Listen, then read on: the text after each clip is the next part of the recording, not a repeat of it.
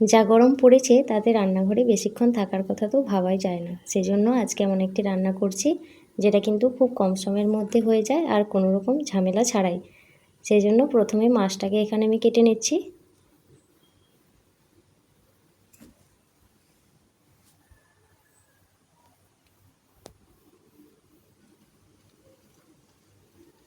মাছটা কাটা হয়ে গেলে ভালোভাবে পরিষ্কার করে ধুয়ে নেব।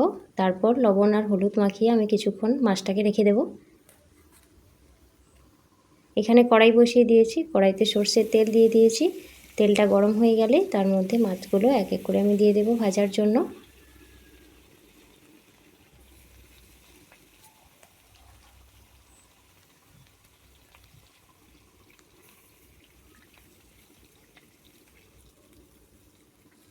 এবার মাছটাকে উল্টে দিয়ে অপর পাশটা ভেজে নেব।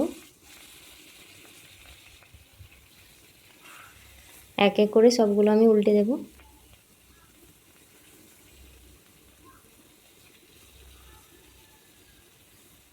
এখানে মাছটা ভাজতে বসিয়ে আমি মশলাটা বেটে নেব শিলনোড়াতে। মশলার জন্য এখানে দিয়েছি কিছুটা আদা কুচি কুচি করে, আর দিয়েছি কয়েকটা কাঁচা লঙ্কা, দুটোকে আমি একসাথে বেটে নেব।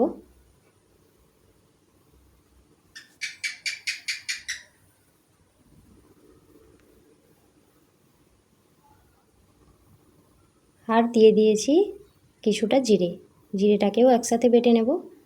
আজকের রান্নাটা আমি এই মশলাটা দিয়েই করব। মশলা আমার এখানে বাটা হয়ে গিয়েছে। এবার কড়াইতে দিয়ে দিয়েছি কয়েকটা আলু টুকরো টুকরো করে কেটে, আলুটাকে এখানে আমি ভাজা ভাজা করে নেব। আলু ভাজা হয়ে গিয়েছে, এবার এটাকে আমি তুলে রেখে দিয়ে দিয়েছি। আর তেলের মধ্যে দিয়ে দিয়েছি বেটে রাখা মশলাটা। মশলাটা একটু ভাজা ভাজা করে তার মধ্যে দিয়ে দিলাম পরিমাণ মতো হলুদের গুঁড়ো। হলুদ গুঁড়ো দিয়ে আরও একটু কষিয়ে নিয়ে সামান্য একটু জল দেব, দিয়ে মশলাটা ভালোভাবে কষাবো। মশলা থেকে তেল ছেড়ে গেলে এর মধ্যে ভেজে রাখা আলুটাকে দিয়ে দিতে হবে। আলু দিয়ে ভালোভাবে একটু কষিয়ে নেব। এখন দিচ্ছি স্বাদ মতো লবণ। লবণ দেওয়ার পরে আরও কিছুক্ষণ আমি কষিয়ে নেব। এবার ঝোলের জন্য জল দিয়ে দিলাম। ঝোলটাকে কিছুক্ষণ ফুটতে দেব।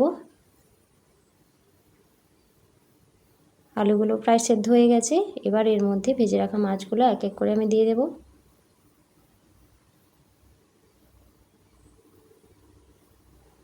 মাছটা দেওয়ার পরে কিছুক্ষণ ফুটিয়ে নেব।